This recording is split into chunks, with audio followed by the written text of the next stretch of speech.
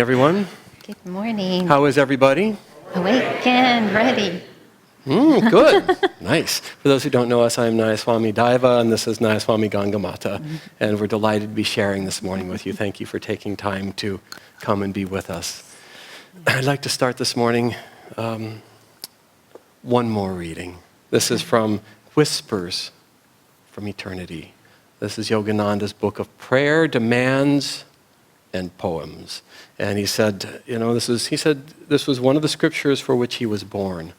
This is number 48. May the Niagara of my joys inundate all hearts. May the Niagara of my heart's joy pour unceasingly upon all I meet. May that flooding power drown their difficulties. Let their melancholia then be calmed to contentment by moonbeams of my bliss. Oh, I will be a tornado of laughter, lifting up and destroying superstructures of sorrow. Sweeping over endless miles of suffering egos, I will churn up and blow away the troubles from all hearts. In lightning flashes of my mirth, I will swiftly expose to view the panorama of thy beauty, so long obscured in the nocturnal darkness of unseeing, uncaring minds. Bless me, that by a single shaft of my light, the gathering gloom of ages, nurtured in the dark corners of human minds, be put to flight. Through thy grace, even one sudden flash of wisdom will dispel the accumulations of dark error, though it lasted countless millions of years.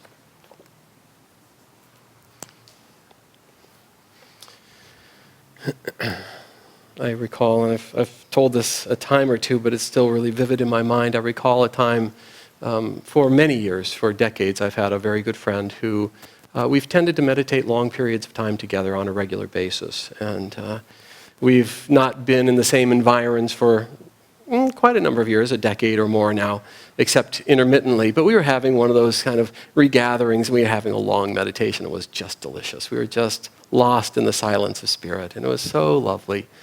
And we got up at the end of it and bowed out and walked out of the temple, and I made some comment, and it had just an overtone of disparagement about some condition of life. And he just looked at me and he said, "Let the whining begin." I thought about it. I thought, we're either in the moment, we're either in an intuitive flow, we're in the presence of grace, we're in the presence of life itself, in which case, really, everything's just the way it's supposed to be, or we're outside of that, and the intellect gets involved, and it starts slicing and dicing and trying to patch together, as that song so beautifully talked about. It tries to create constructs of reality that somehow will encompass and engender the joy that will only be found in the immediate moment.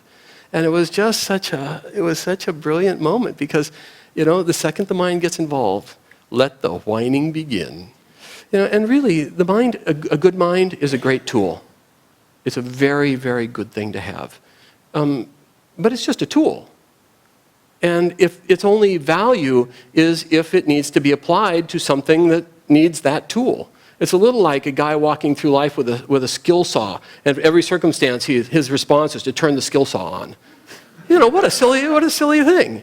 But that's what we do with the mind. The mind just jumps right in there. It tries to be an alpha in the pack, but it's not. It's a beta. By design, it's a beta. The soul is the alpha. Intuition is the alpha. A direct and immediate contact with life through the function and immediacy of intuition and God contact. That's how our life is supposed to unfold. And then the mind is great. When we need the mind, we just pull it out. We cut something, we sharpen it up, we do something, then we put it back away and rest in the intuitive flow. We have a real privilege today. Renunciation is a universal thing. Renunciation is the self-offering, the offering of all that we are into that intuitive flow of God's presence, into being completely in the moment throughout all of life and letting nothing, renouncing everything that gets in the way of that. You can have lots of things around you and be a renunciate. You can have nothing around you and be a renunciate. It's a condition of the heart and mind. And it's a practice that one has to cultivate across time. And there are a group of people who, really are working on that. And they take a vow of renunciation, a vow of being a Swami, of just nothing is mine. Nothing is mine. Nothing belongs to me.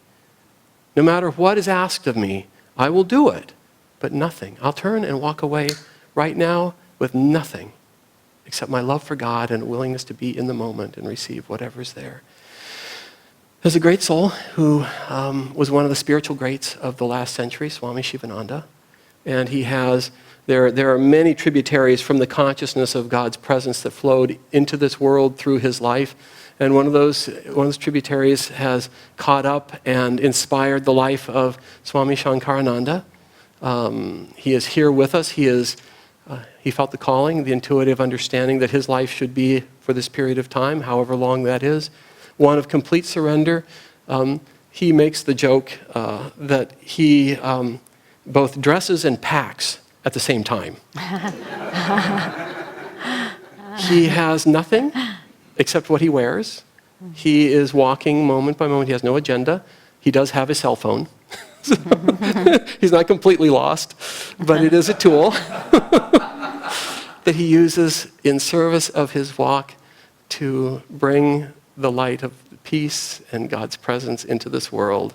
And we had a delightful satsang with him. He arrived here yesterday afternoon. We spent a couple hours helping him refresh, and then we shared a 2-hour satsang that was absolutely lovely last night and so full of inspiration. And you want to talk about a brilliant man telling you the power of inspiration versus and intuition versus the intellect. And just the byproduct of that is pure joy. I'd like to ask him if he would just share for about the next 15 or 20 minutes, whatever comes to him to share. Swamiji, would you? Please. Yeah. And we'll need to do this. You can bring your banana or not. Don't want to get too far away from that thing. Okay, we'll try one more here. Oh boy, did we fix that good. Can you make that work? Okay. There you go, sir. Okay. Om, good morning. Good morning. God bless you. Om. I brought a prop. I'll use it in just a moment. So just in case, this is not for my food. Not for now. Later. So thought exists. Thought exists. All thought exists. All thought exists. It's not that thought is good or bad. Without thought, there's no world. So thought exists. All thoughts exist. And we think, we think, by the way. We think that we think. This is one of our challenges.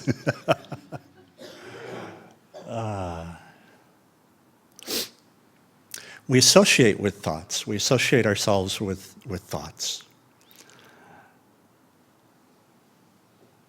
We associate ourselves with thoughts. We limit ourselves by associating ourselves with thoughts. We create our own neighborhood based upon the thoughts we associate with. So when we associate with thoughts of fear or anger or grief, and of course these must exist, no world, no thought, no world. When we associate with these thoughts, we put ourselves in a very dark neighborhood, the slum. When we associate with divine thought, when we associate with love and with light and with acceptance of all,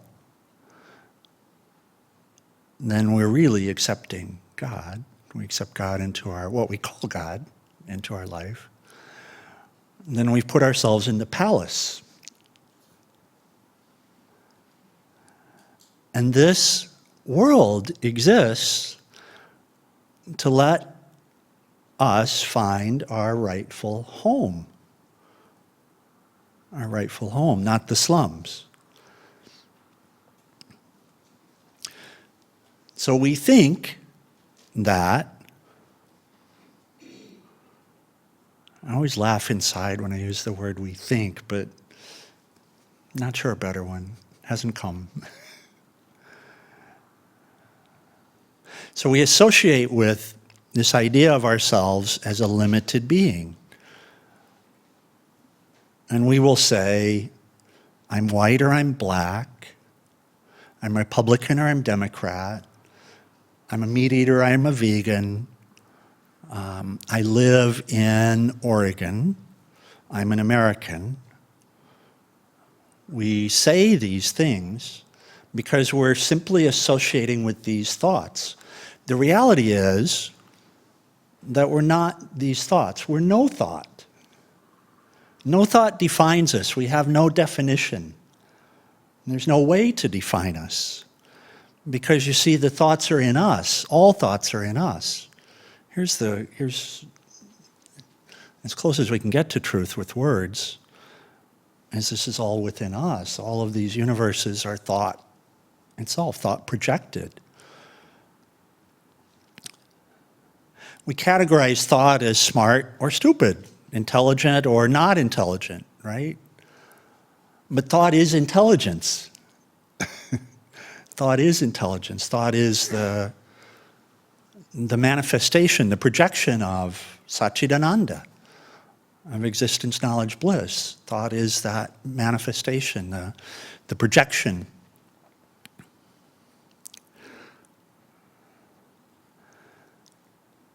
But we walk through this world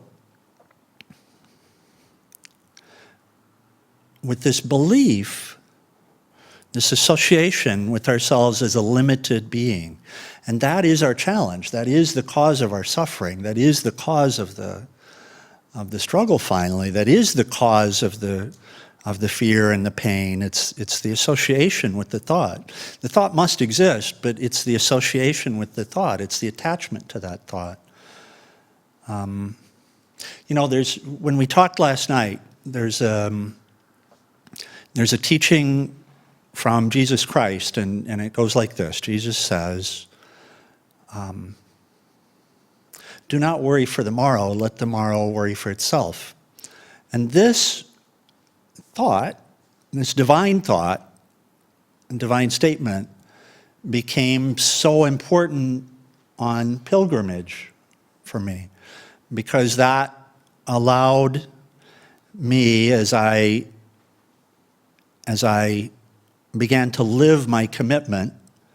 I'd made a commitment, but the actual walking of it is the living of it, if you will.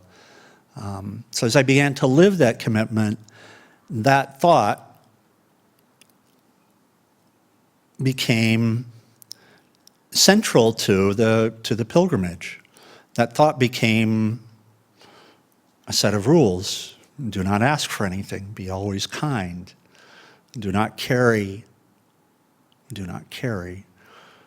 And at first, do not carry more than you need. But when we do a deep evaluation of what we need, we find out with faith our needs are covered. So it becomes possible even to walk, to live without any attachment, without anything, without any attachment even to thought itself, right? That I am this or I am that.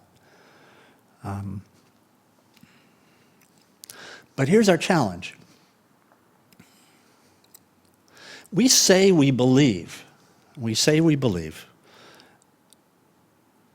And there is, we could say, a part of us, this intuitive self, the highest self, where there's just no question of that, where what we say about thoughts existing and being within you and the truth of you being ineffable and Satchidananda and not being able to define it, the intuitive self will have no argument with any of this because the intuitive self knows. But the intuitive self, of course, is silent. And meanwhile, we're carrying this character that is not silent. And it's called our mind, right? And this association with a group of thoughts, even though all thoughts are possible, all thoughts exist, I'm associated with this set of them, and I carry my association everywhere I go. So everywhere I go, as long as I'm associated with these, I carry my color and my beliefs and my requirements, my needs. I carry all of that with me. Not even thinking that I can change them, that I can change my association. Not even thinking that I can change my association, that I can be something different. Very, very limited. So when Jesus says, do not worry for the morrow, let the morrow worry for itself, Jesus tells us, release all of your baggage, trust in the Lord for all. Don't carry anything. Don't carry the physical, don't carry the thoughts, don't carry anything, let me carry it for you.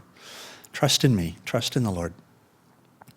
We say we believe, but the reality is we live our lives as if we do not. I'll say it a different way.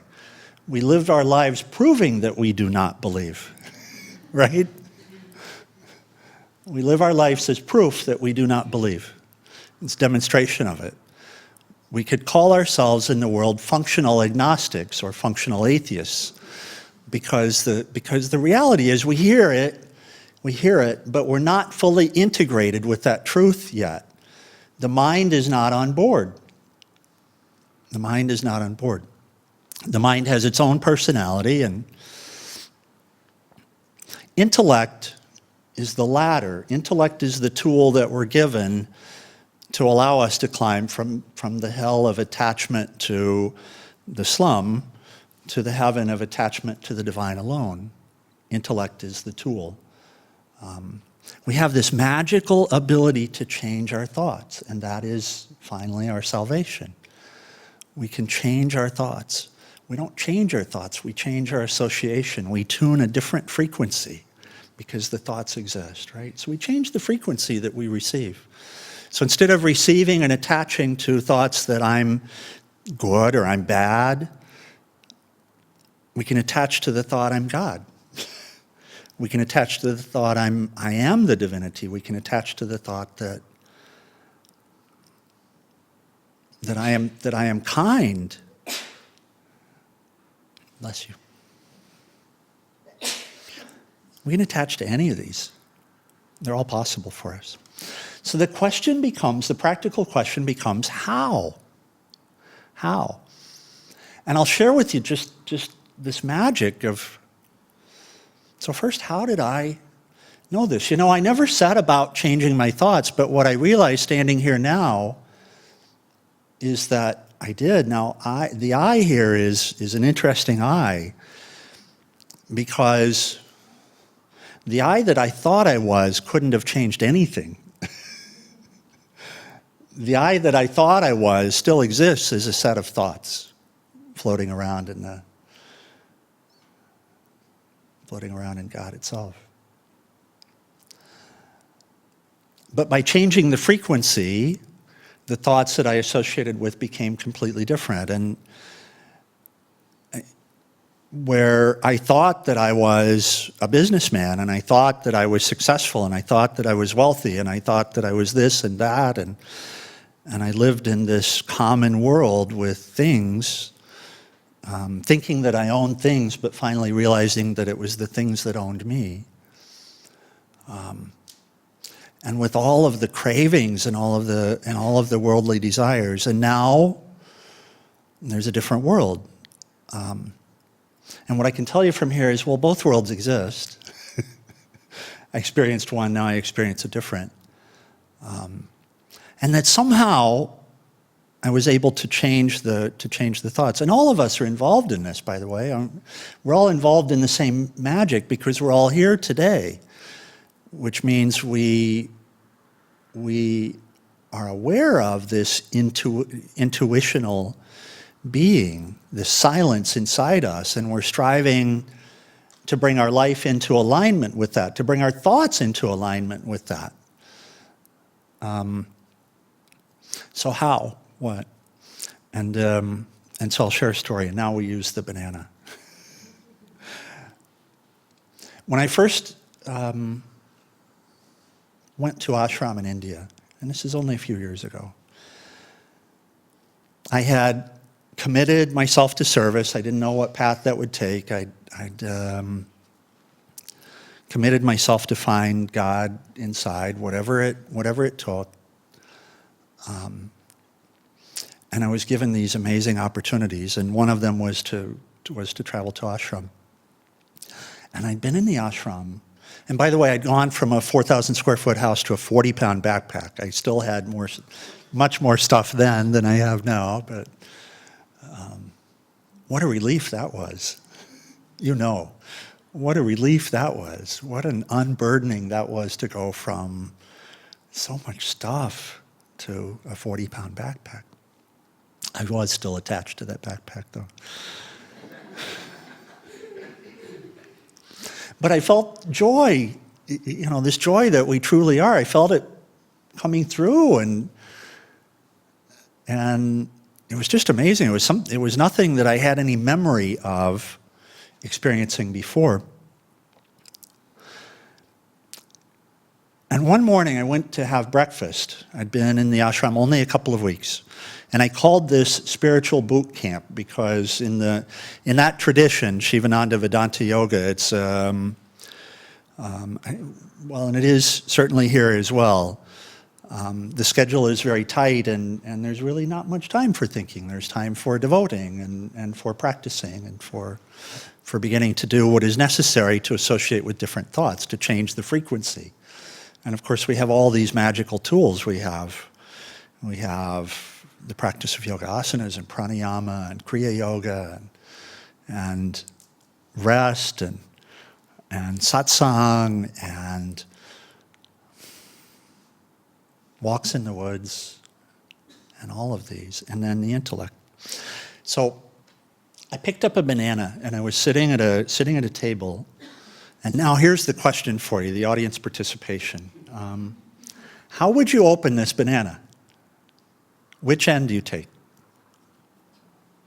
This. How many would say this? How many say this? Okay. So I never had the thought of this. So I picked it up and started to struggle with it because the banana was green. So I was sitting there doing this. And the person next to me said, no, don't do that. Don't do that. Open it from this end. They said that's what the monkeys do. And there are a lot of monkeys in India. So they showed me just to take it and peel like that, right? And what I learned was that in doing that, it would open every time, regardless of whether it was green or overripe or whatever condition. So those who opened from that end. So the next time I picked up the banana, what did I do? I tried to open it from this end. Why? Why? Because it's habit. So we have a habit of associating with these limited thoughts. That's the challenge we're dealing with. It is truly that simple. Now, the thoughts themselves are complex, but the challenge is simple. The challenge is we are in the wrong neighborhood because of our association and the concept that I'm this. I think I'm this. By the way, I'm neither this nor this, right? But so what happens? What's the process? The process would literally, now if I opened a banana every day, I would have gotten this very quickly. It took some time because I don't. So every time I would pick up the banana, I would reach for the stem, and then I'd take a moment and look at the banana, and the thought would come, wow, there's a better way. I know there's a better way. This is a very important thought to associate with. I know there's a better way. That thought is salvation. That thought is an intuitive thought. And that thought that there's a better way is an intuitive thought. And that thought is always coming to us, right? That thought, there's a better way, is always coming to us. That's why we're never satisfied, because this thought is always coming. There's a better way, there's a better way. And we can live and try to ignore it, but the reality is at some point we have to satisfy that thought that there's a better way. Well, in the case of the banana, the better way was this. So I can learn it. I can learn it. And once I learn it, it's a habit, and I'll never forget it. Right? So finally, after some time, after daily practice of, and it's amazing how long it really takes, by the way, because that habit was deeply embedded. Every time I would pick up a banana, I would still go to open it at the top. I mean, this shows us how deeply this thought that I am this limited being is embedded. But intuitively and intellectually, we know it's false. Right? We know it is false. We know that it's not who we are, what we are. So what does that mean for us? That means that associating with the divine is a process of changing the habit, the habitual association with the thought of limitation. We know that when I do that I surrender my mind. You know, Jesus, one other teaching, he was asked by one of his disciples, what is the commandment? What is the most important commandment of the old teachings? And his answer was this. He said, "Thou shalt love the Lord thy God with all of thy heart, all of thy soul, and all of thy mind." Now, Jesus is a yogi. And what he's telling us is yoga. He didn't say, "Thou shalt love the Lord thy God." He didn't leave it at that. He didn't say, "Thou shalt love the Lord thy God completely." He said, with the heart, with the soul, and with the mind. What he's telling us is we have to bring these three together. And then in other teachings, he tells us very clearly the mind is the challenge, that bringing the mind into alignment is the challenge.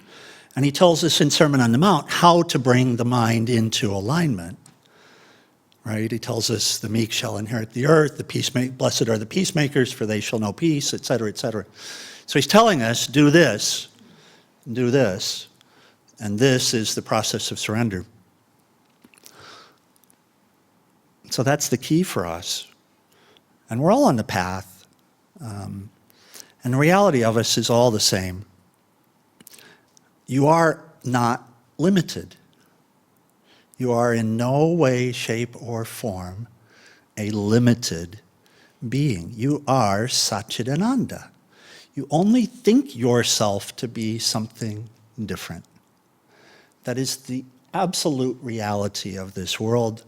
That is the absolute truth of you.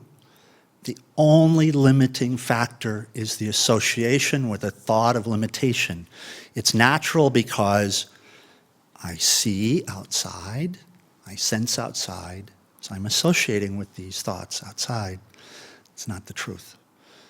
So this path is to bring us back home and to bring us into alignment with the truth of us. And the intellect is that tool.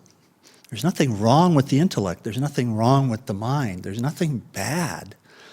But it's a tool, and we must use it for a tool. And the intellect is that tool to bring us back to reside in the intuitive self. Thank you so much. It's been a joy being with you this past day. It's only a day. It seems like much longer than a day. It's been such a joy. God bless you all. God bless you all. It's been eternity in that day. Indeed. Yeah. Thank you. He had a second commandment, like unto the first, he said, which is love thy neighbor as thyself. And this great soul is walking that as a living thing. So thank you, Swamiji, so much for being here. Yeah. For those who would like to spend more time with him, after service, there will be healing prayers concurrently. For those who are doing healing prayers, come in. You'll have another chance at the satsang, but we'll do a pilgrimage satsang. And then afterwards, those who would like to go to lunch with Swamiji can gather, and they'll figure out where to go, probably be New Seasons, and actually spend some time with him. So, okay, before he goes on to his next sharing, which is a New Renaissance, and then he walks off, and the next sharing he has is in Olympia, Washington. So, anyway.